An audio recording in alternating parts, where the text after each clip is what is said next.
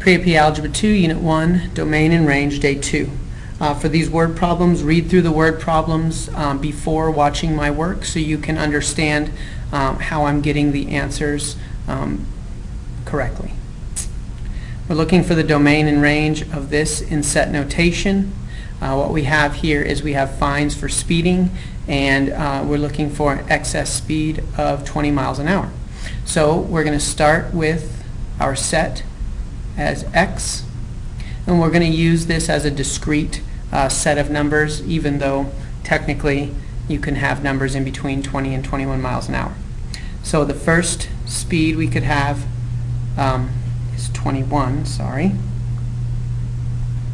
because you're technically not speeding if you're going 20 miles an hour. 22, 23, so on and so forth until the speed of your car is obviously maxed out. The range of this is a bit of a step because, as you can see here, the additional fine does not begin until we are going faster than 30 miles an hour. Therefore, $200 will be the fine for any speed between 21 and 30 miles an hour. At that point, it will increase to $250. And that will be true until the car gets to 40 miles an hour, and then it will increase to $300. That will continue to step up until you reach the maximum value of the fine, which is $500. Question number 2. Again, we're looking at the reasonable range for this function. We're going to state that in roster notation. The only difference between the set notation in question number 1 and roster notation here is that we will drop the x and the y. So you begin with your bracket, and you begin with the amount of customers that this person or this grocery store can check out. We can obviously begin with 0, and we can continue up, because for each new check station that gets opened, you can accommodate 10 more customers. And that step will increase until you reach the maximum number of people who can be checked out at 200.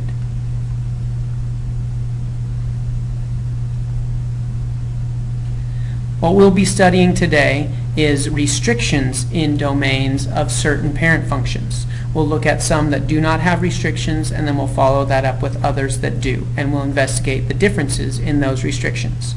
This first function is linear, and a linear function has no restriction in its domain. We will both do set and interval notation, beginning with set notation, all real numbers, and interval notation, negative infinity through positive infinity. Quadratic parent functions have a restriction in their range, but not their domain. So again, all real numbers for set notation, and negative infinity through positive infinity for interval notation. This is a rational function. This is the parent function for the rational function. That is when the variable is in the denominator of the fraction. We're looking at the place where this graph is undefined, and since putting 0 in the denominator of a fraction results in an undefined value, we will have a restriction in the domain. So using set notation, it's all real numbers, but x cannot equal 0. Using interval notation, we begin at negative infinity, and we move the interval to that restricted value, and start at the restricted value and continue to positive infinity. Again, here, if it's not easy for you to see that the value of x that makes the denominator 0 is negative 2, write a simple equation.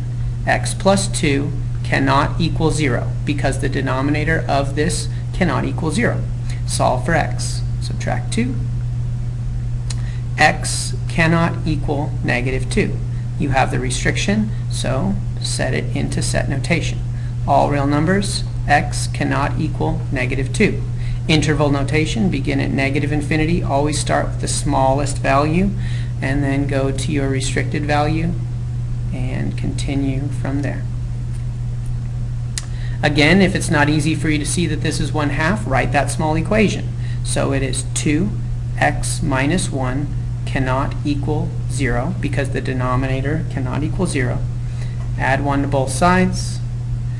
2x cannot equal 1. Divide by 2. X cannot equal 1/2. All real numbers except x cannot equal 1/2 is your set notation. Negative infinity to 1/2. 1/2 to infinity is your interval notation. Your second restriction comes in the form of the values inside the radical. That would be your radicands. Okay, so remember they cannot be a negative number, so we're going to have a different relationship than we did through the first 3 examples. This time you notice that the value must be greater than 0 or equal to 0. So that means in set notation you would write x is greater than or equal to 0. Interval notation starting at 0, remember it's an included value, that's why we use the bracket, continue to positive infinity. Again, if you don't see that this value is -4, write a simple equation, or this time an inequality.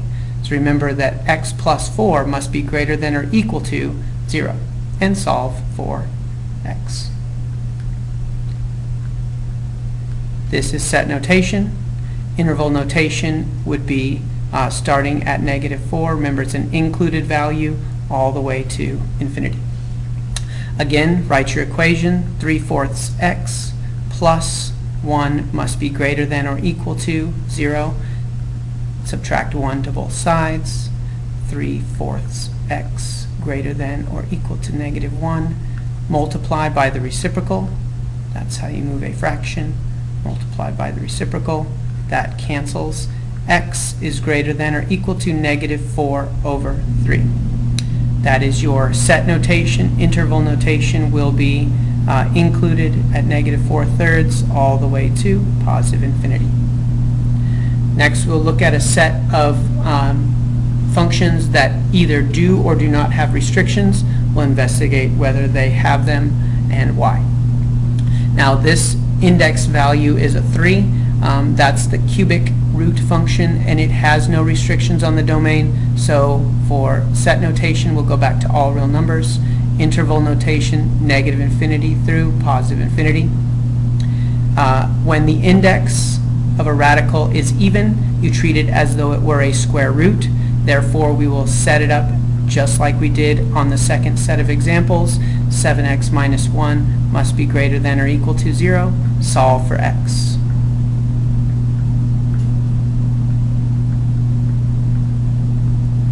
That means that x must be greater than or equal to 1/7, and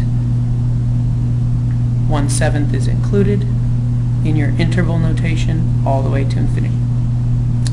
There is no restriction on an absolute value, so your set notation is all real numbers, and your interval notation is negative infinity through positive infinity. Much like a quadratic, the restriction is on the range, not the domain. There is no radical symbol in number 14, and there also is no denominator of any sort of rationals here, so there is no restriction in number 14 either. All real numbers for your set notation, negative infinity through positive infinity. For questions number 15, 16, and 17, there are possible answers and they all vary. Please use the answers I give and come to class prepared with your own set of problems that could be used to show the restricted domain. An example here that works is 1/x minus 3. An example here that works would be the parent function x squared, and an example that works here would be the square root of 3x minus 5. Again, please come to class prepared with your own examples of equations that could have this restricted domain.